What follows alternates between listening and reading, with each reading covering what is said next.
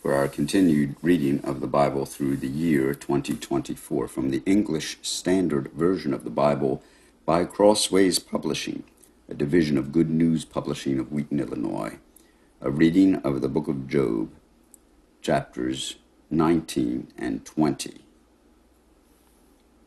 Then Job answered and said, "How long will you torment me and break me in pieces with words? These 10 times you have cast reproach upon me. Are you not ashamed to wrong me? And if it be true that I have erred, my error remains with myself. If indeed you magnify yourselves against me, and make my disgrace an argument against me, know then that God has put me in the wrong, and closed his net about me. Behold, I cry out violence, but I am not answered. I call for help, but there is no justice.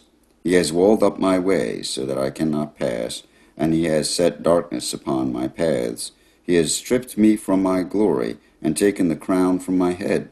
He breaks me down on every side, and I am gone. And my hope he has pulled up like a tree. He has kindled his wrath against me, and counts me as his adversary. His troops come on together.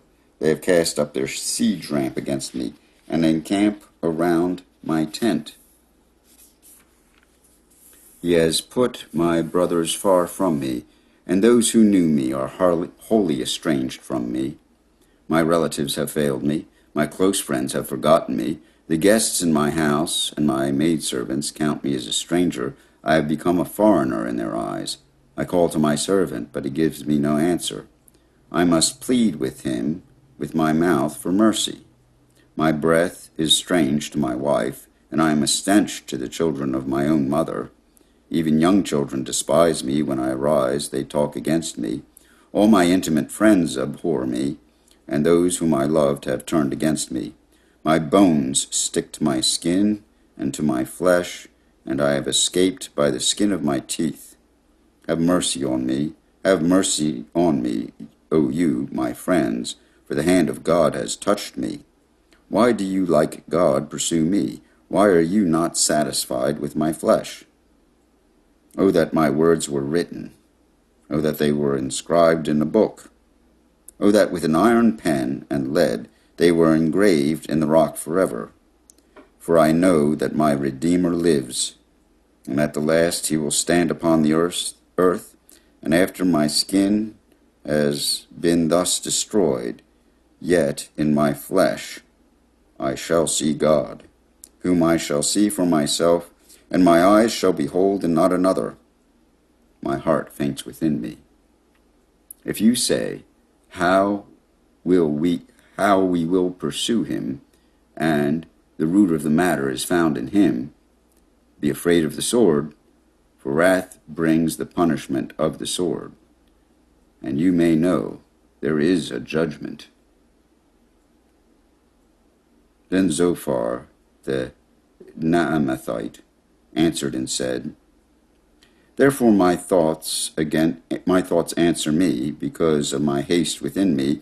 I hear censor that insults me, and out of my understanding a spirit answers me. Do you not know this from of old, since man was placed on earth, that the exalting of the wicked is short, and the joy of the godless but for a moment? Though his height mount up to the heavens, and his head reach to the clouds, he will perish forever like his own dung. Those who have seen him will say, where is he? He will fly away like a dream and not be found. He will be chased away like a vision of the night. The eye that saw him will see him no more, nor will his place any more behold him. His children will seek the favor of the poor, and his hands will give back his wealth. His bones are full of his youthful vigor, but it will lie down with him in the dust.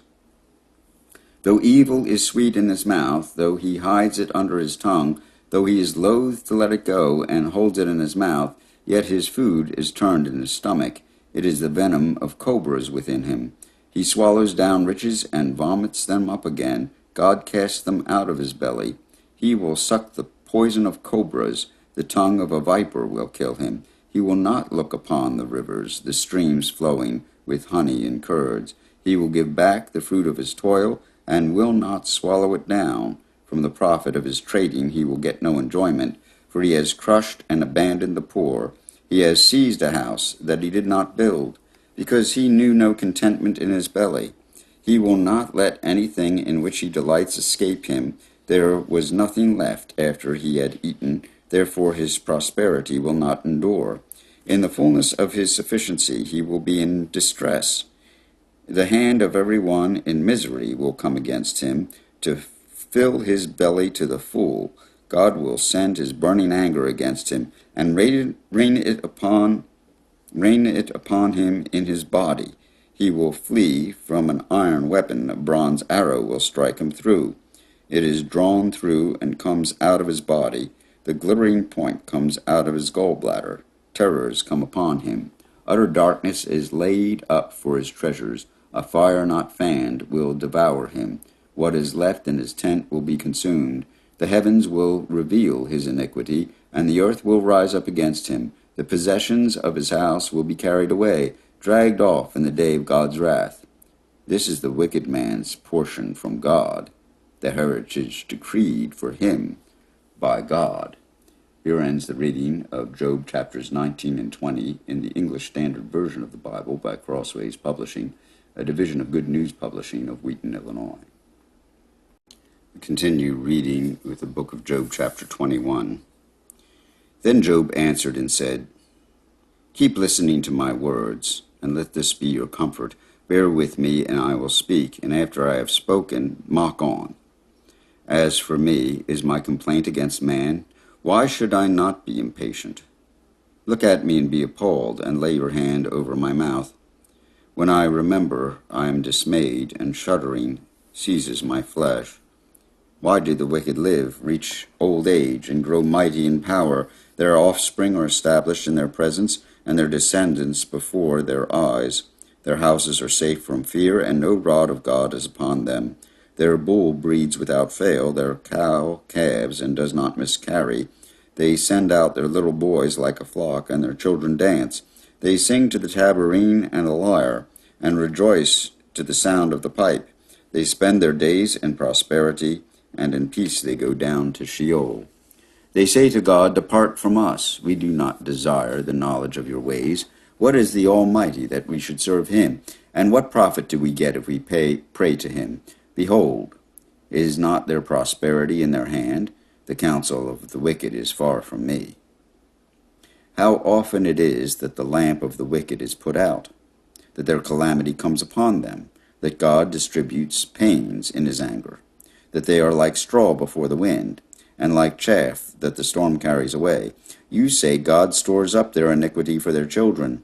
Let him pay it out to them, that they may know it, that their own eyes see their destruction, and let them drink the wrath of the Almighty. For what do they care for their houses after them, when the number of their months is cut off? Will any teach God knowledge, seeing that he judges those that are on high? One dies in his full vigor, being wholly at ease and secure, his pails full of milk, and the marrow of his bones moist. Another dies in bitterness of soul, never having tasted of prosperity. They lie down alike in the dust, and the worms cover them. Behold, I know your thoughts, and your schemes to wrong me. For you say, Where is the house of the prince? Where is the tent in which the wicked lived? Have you not asked those who travel the roads, and do you not accept their testimony, that the evil man is spared in the day of calamity, that he is rescued in the day of wrath? Who declares his way to his face, and who repays him for what he has done? When he is carried to the grave, watch is kept over his tomb. The clods of the valley are sweet to him. All mankind follows after him, and those who go before him are innumerable. How then will you comfort me with empty nothings? There is nothing left of your answers but falsehood. Here ends the reading of Job chapters 19 through 21 in the English Standard Version of the Bible by Crossways Publishing, a division of Good News Publishing of Wheaton, Illinois.